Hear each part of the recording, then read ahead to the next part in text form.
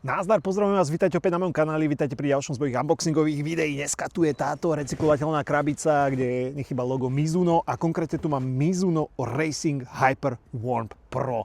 Toto sú tenisky toho pretekárskeho typu, ktoré cenovkou začínajú na Top 4 Runningu na sume, ak sa nemýlim, 260 €. Ale to sú len cenovky, ktoré sa vás týkajú, pretože vy používate zľavový kód Kopackovo a vďaka tomu kódu ich získate samozrejme lacnejšie. A pokiaľ sú v zľave, tak získate ešte lepšiu zľavu. No, asi tak. Ako poďme teda pekne na to, ako vopred hovorím, nebol som nejaký fanúšik dizajnu Mizun, ale čím tá doba ide ďalej, tak tým sa mi asi páčia viac. Buď starnem, alebo dizajnéri robia krajšie a krajšie modely. Určite hoďte vy do komentára, ako vám sa ľúbia, takže najprv idem za vami. Je to taká kombinácia bielej, zlatej s prvkami čiernej, tak to vyzerá z tej vonkajšej strany.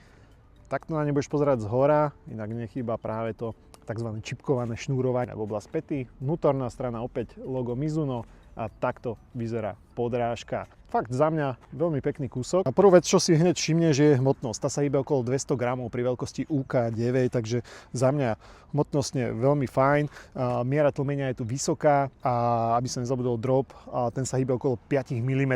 Zvršok je samozrejme syntetický, tvorený z monofilového vlákna. Fakt materiál je tenučký a je aj dobre odvetrávaný, takže počas pretekov alebo tréningov tá noha nebude držať teplo a bude ho pekne odvádzať von. Táto bota je samozrejme nabitá aj technológiami. Začneme od spodu Smooth Speed Assist a je to tvar podrážky. A práve tento tvar podrážky pomáha, aby si sa prirodzene nakláňal dopredu. Takže ľudovo povedané, jemne sa prevaluje z päty na samotnú špičku a tým pádom menej energie stratíš pri prechode toho kroku. Ľudskou rečou povedané, proste bude ťahať dopredu. Ďalej, nechyba tu pena medzi podrážke, ktorá nesie názov Mizuno Energy XP. Znova, veľmi jednoduchosti povedané, je to pena, ktorá sa snaží hlavne tlmiť pri dopade, ale zároveň to pomáha aj pri tej odrazovej fáze. Je to dosť podobné technológii Air Zoom, ktorá sa používa u Nike, takže je to taký, že trampolínový efekt, zatlmí a odrazí ťa vpred. A keď som už pri vás, tak takto vyzerajú teda zhora, je tu v podstate klasický veľmi tenučký jazyk, fakt veľmi tenký,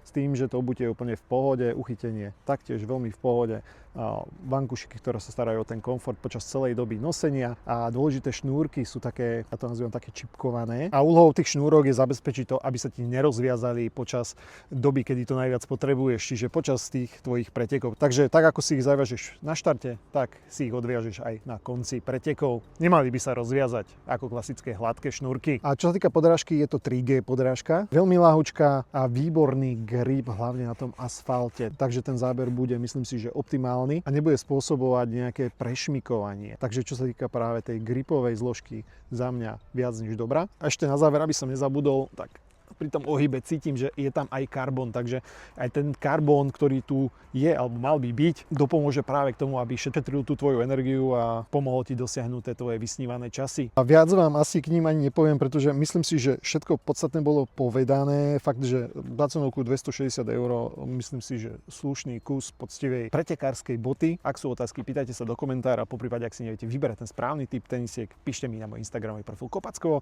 Za mňa je to všetko, toto boli Mizuno a my sa vidíme pri ďalších videách. Čus.